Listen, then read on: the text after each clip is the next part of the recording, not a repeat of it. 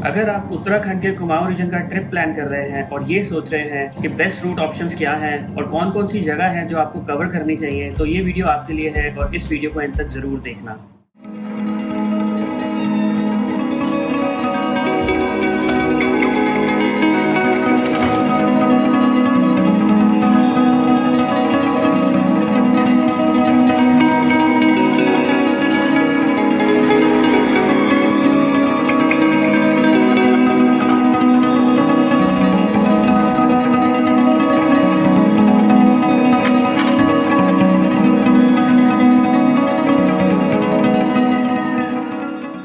Hey guys, welcome back to the channel. इस video में मैं बात करूंगा कि कैसे आप एक कुमाऊं रीजन की 6 से 8 दिन की ट्रिप प्लान कर सकते हैं। वीडियो शुरू करने से पहले अगर आप चैनल पर नए हो तो सब्सक्राइब जरूर कर लेना, क्योंकि इस तरह के और भी अच्छे अच्छे वीडियोस आते रहेंगे। उत्तराखंड का कुमाऊं रीजन हमेशा से ट्रैवलर्स को अट्रैक्ट करता आया है। इस रीजन में नेचर के बहुत ही सुंदर नज़ारे हैं, साथ ही हैं बहुत ही सुंदर हिल स्टेशन, जहाँ पे जाके आप शहर की हसल बसल को भूल के एक बहुत ही अच्छा रिलैक्सिंग वेकेशन प्लान कर सकते हैं। और स्पेशली नैनीताल से आगे जितने भी हिल स्टेशंस हैं उनमें हिमालयन रेंज पूरी दिखती है। केदारनाथ पीक्स, नंदा देवी, त्रिशूल पीक, नंदा घुंटी, पंचाचुली, ये सारी पीक्स आपको अक्टूबर से लेके मार्च के महीने तक क्लियरली विजिबल होती हैं और इन पीक्स का नज़ारा आपके इस वेकेशन को और भी बढ़िया बना देता है। तो चलिए अब बात करते हैं कैसे आप एक 6 से 8 दिन का कुमाऊं का एक सर्किट प्लान कर सकते हैं। तो सबसे पहले आपको टारगेट करना होगा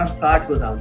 काठगोदाम जो है that is the gateway to Kumaon region. अब काठगोदाम अगर आप बाय एयर आना चाहते हैं तो the nearest airport is Pantnagar, और अगर आप बाय ट्रेन आना चाहते हैं तो काठगोदाम का अपना रेलवे स्टेशन है जो कि दिल्ली से बहुत अच्छी कनेक्टिविटी आपको देता है। और अगर आप बाय रोड ट्रेवल कर रहे हैं तो आप दिल्ली से मुरादाबाद होते हुए या तो रामपुर, रुद्रपुर, हल्द्वानी वाला रूट ले सकते हैं या फिर टांडा, बाजपुर, हल्द्वानी वाला रूट ले सकते हैं, और उसके बाद आप एंटर करेंगे काठगोदाम और वहां से आपकी पहाड़ों की जर्नी शुरू होगी। तो काठगोदाम क्रॉस करने के बाद आप पहुंच सकते हैं अपने पहले हिल स्टेशन जो कि है नैनीताल।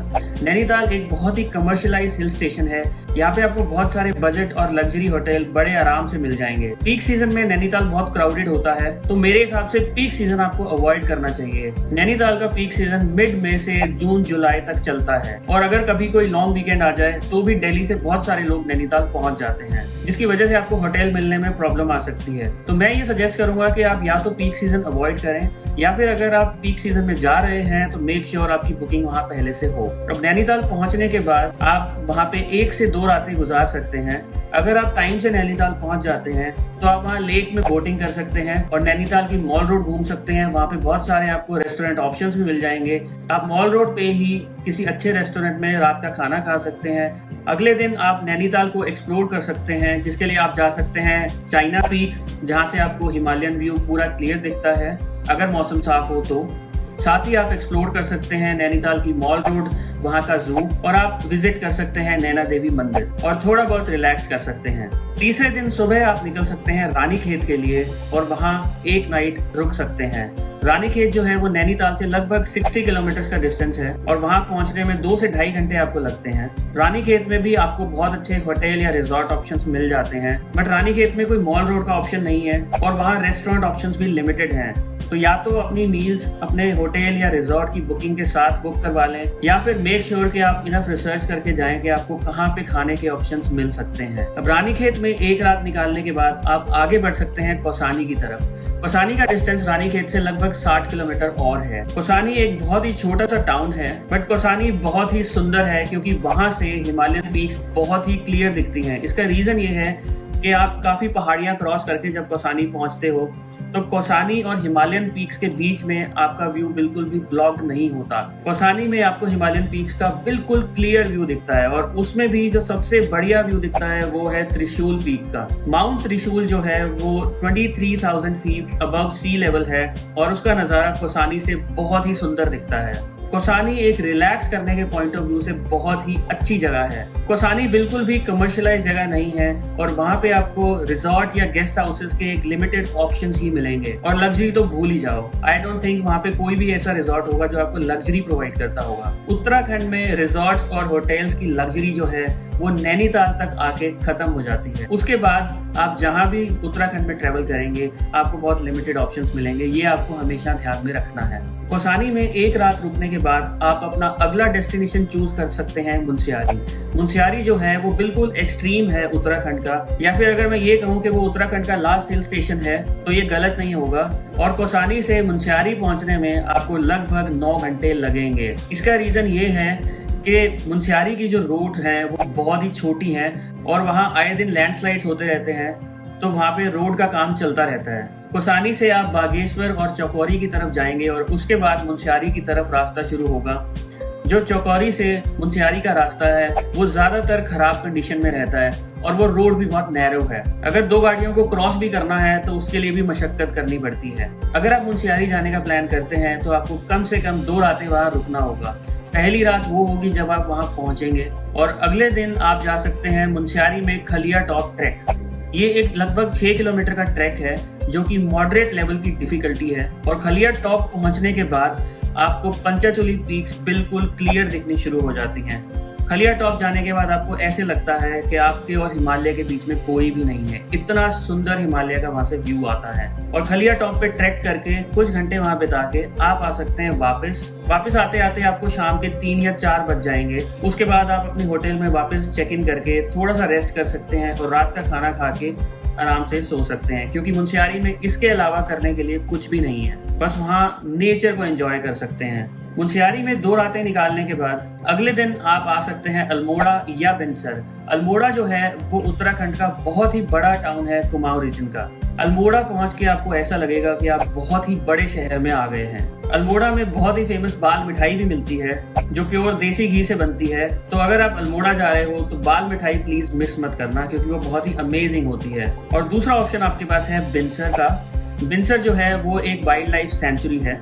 बिनसर में भी आप बिल्कुल रॉ नेचर के अंदर रह सकते हैं। उसके लिए सबसे बढ़िया ऑप्शन है आप KMVN के गेस्ट हाउस में रुकें। जो मेन अल्मोड़ा बिनसर हाईवे है वहां से एक एंट्री गेट आता है, एक चेक पोस्ट आती है। उस चेक पोस्ट को क्रॉस करके लगभग 4-5 किलोमीटर जंगल के अंदर ड्राइव करके आप पहुंचते हैं KMVN के गेस्ट हाउस में। वो गेस्ट हाउस बिल्कुल जंगल के अंदर बना हुआ है और वहाँ आपको काइंड ऑफ जंगल के रूल्स फॉलो करने पड़ते हैं, जैसे कि वहाँ शाम ढलते ही बाहर की लाइट्स ज्यादा देर तक ऑन नहीं रखी जाती।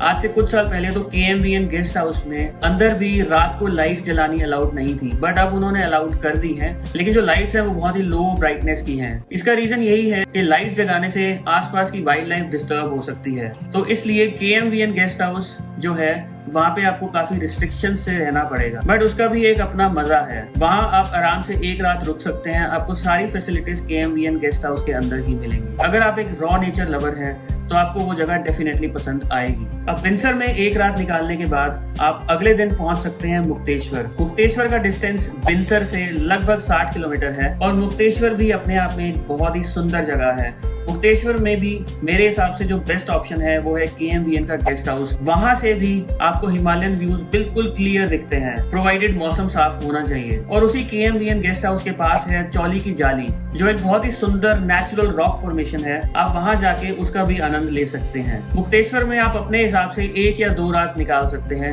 जैसे आपकी प्रेफरेंस हो। तो मुक्तेश्वर में सबसे अच्छे हिमालयन व्यूज आपको KMVN के गेस्ट हाउस से ही मिलेंगे। तो मेक श्योर आप जब भी मुक्तेश्वर जा रहे हैं आप पहले से वहां बुकिंग करवा के जाएं, क्योंकि वो guest house generally fully booked रहता है, सीजन हो या ना हो। अब मुक्तेश्वर से वापसी आते हुए आपके पास 2 ऑप्शंस हैं। या तो आप भीमताल जा सकते हो, जो कि नैनीताल की तरह ही एक और सेकेंडरी हिल स्टेशन है जहां बहुत सुंदर लेक भी है और वहां आप बोटिंग भी कर सकते हैं। लेकिन अगर ये सब चीजें आप नैनीताल में ऑलरेडी एंजॉय कर चुके हो तो एक दूसरा ऑप्शन जो आपके पास है वो है पंगूत। पंगूत जो है वो नैनीताल से 20 किलोमीटर एक विलेज है, जो कि अगेन अपने रॉ नेचर और बर्ड वॉचिंग के लिए बहुत ही फेमस है। पंगूत में आपको बहुत सारे गेस्ट हाउसेस और छोटे रिजॉर्ट्स मिल जाएंगे जो कि आपको रॉ नेचर की फील देंगे और वहां भी आपको सारी फैसिलिटीज मिलेंगी।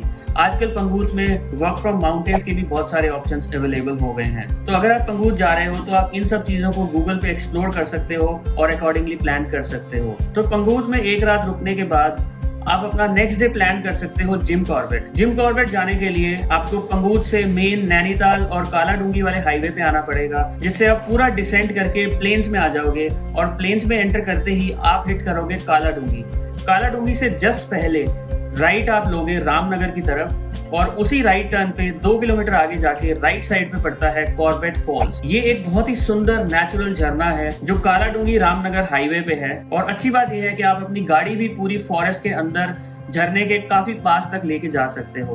वहां पार्क करने के बाद आपको थोड़ा सा चलना पड़ता है और उसके बाद आप पहुंच जाते हो उस वाटरफॉल पे। ये वाटरफॉल बहुत ही सुंदर है और थ्रू आउट द ईयर इसमें पानी फ्लो करता रहता है। और यहाँ पे कुछ टाइम स्पेंड करने के बाद आप अपनी जर्नी आगे बढ़ा सकते हो जिम कॉर्बेट की तरफ। अब जो जिम कॉर्बेट है वहाँ पे बहुत सारे रिजॉर्ट के ऑप्शंस हैं। सो जिम कॉर्बेट में आप अपना पसंदीदा रिजॉर्ट प्लान कर सकते हो और मेरे हिसाब से आपको कम से कम वहाँ 2 नाइट्स निकालनी चाहिए, क्योंकि जिस दिन आप जिम कॉर्बेट पहुंचोगे वहां पे रिजॉर्ट में रिलैक्स करो और अगले दिन मॉर्निंग में सफारी प्लान करो। जिम कॉर्बेट की जितनी भी सफारीज हैं वो सुबह 5 या 6 बजे शुरू हो जाती हैं और लगभग 3 घंटे बिताने के बाद 9 से 10 बजे के बीच में आपको आपके रिजॉर्ट में वापस ड्रॉप कर दिया जाता है। अगर आप एक वाइल्ड लाइफ एंथुजियास्ट हो तो आई वुड सजेस्ट कि आप 2 सफारीज करो, एक मॉर्निंग में एक इवनिंग में। जो इवनिंग सफारी है वो दोपहर को 2 बजे शुरू हो जाती है और शाम को 5 या 6 बजे खत्म होती है। उसके बाद सेकेंड नाइट भी अपने रिजॉर्ट में स्पेंड करने के बाद आप अगले दिन अपनी जर्नी वापस दिल्ली के लिए शुरू कर सकते हो। और जिम कॉर्बेट से दिल्ली पहुंचने के लिए लगभग 5 से 6 घंटे लगते हैं और इसके लिए रूट वही रहता है मुरादाबाद, हापुड़, दिल्ली। तो कुछ इस तरह से आप कुमाऊं रीजन का पूरा सर्किट प्लान कर सकते हो, जिसमें आप नैनीताल से स्टार्ट करेंगे, रानीखेत, कौसानी, मुंशियारी, मुक्तेश्वर, भीमताल, पंगोत और जिम कॉर्बेट होते हुए वापस अपने घर पहुंचोगे। इस पूरी ट्रिप के लिए आपको 6 से 8 दिन का टाइम चाहिए और अपनी प्रेफरेंसेस के अकॉर्डिंगली आप इस पूरी ट्रिप को फाइन ट्यून कर सकते हैं। आप चाहे तो 1 से 2 हिल स्टेशन इसमें स्किप भी कर सकते हैं, या अगर आपको कोई हिल स्टेशन ज्यादा पसंद आ गया तो वहाँ 2 या 3 या 4 दिन ज्यादा भी रुक सकते हैं। तो अब बात कर लेते हैं रोड कंडीशंस की। तो दिल्ली से लेके गढ़गंगा, गजरौला और लगभग मुरादाबाद तक रोड कंडीशंस काफी अच्छी हैं। मुरादाबाद के पास आज की डेट में रोड वाइडनिंग का काम हो रहा है, जिसकी वजह से थोड़ी बहुत आपको on and off traffic jams मिलते हैं। ये काम लगभग 30 से 40 किलोमीटर के डिस्टेंस में हो रहा है और मुरादाबाद का एरिया क्रॉस करने के बाद हल्द्वानी तक की सभी रोड्स लगभग अच्छी कंडीशन में हैं। और इनफैक्ट अगर मैं उत्तराखंड की भी बात करूं तो लगभग सभी नेशनल हाईवे बहुत अच्छी कंडीशन में हैं।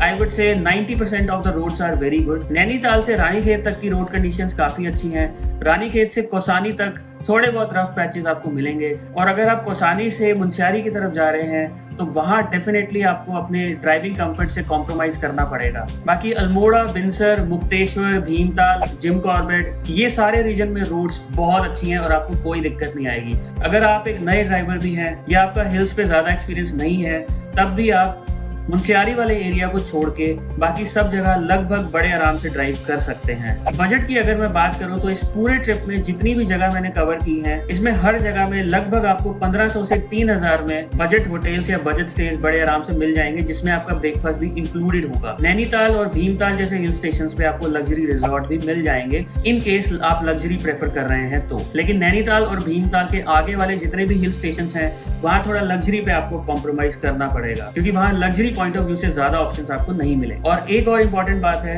कि नैनीताल से आगे के जितने भी हिल स्टेशंस हैं वहां आप ट्राई कीजिए कि आपकी जो भी बुकिंग है उसमें आपका फूड इंक्लूडेड हो, क्योंकि वहां आपको रेस्टोरेंट ऑप्शंस बहुत कम मिलेंगे, बहुत ही लिमिटेड होंगे। रानीखेत, कौसानी, मुक्तेश्वर वगैरह में अगर रेस्टोरेंट ऑप्शंस अवेलेबल हैं भी तब भी वो शाम को जल्दी बंद हो जाते हैं। इनमें से किसी भी जगह पे आपको लेट नाइट डिनर करने के ऑप्शंस नहीं होंगे, इसलिए बेटर यही होगा कि आप अपने स्टे के साथ कम से कम अपना ब्रेकफास्ट और डिनर जरूर बुक करवाएं नैनीताल के आगे वाले हिल स्टेशंस में। तो कुछ इस तरह से आप 6 से 8 दिन की कुमाऊं आइटिनरी प्लान कर सकते हैं। इस वीडियो को मैं यहीं एंड करता हूँ। वीडियो अच्छा लगा हो तो do give it a thumbs up. Channel पे नए हो तो सब्सक्राइब जरूर कर लेना, क्योंकि इस तरह के और भी इंफॉर्मेटिव वीडियोस आते रहेंगे। मिलता हूँ आपसे अपने नेक्स्ट वीडियो में। Till then good bye, take care.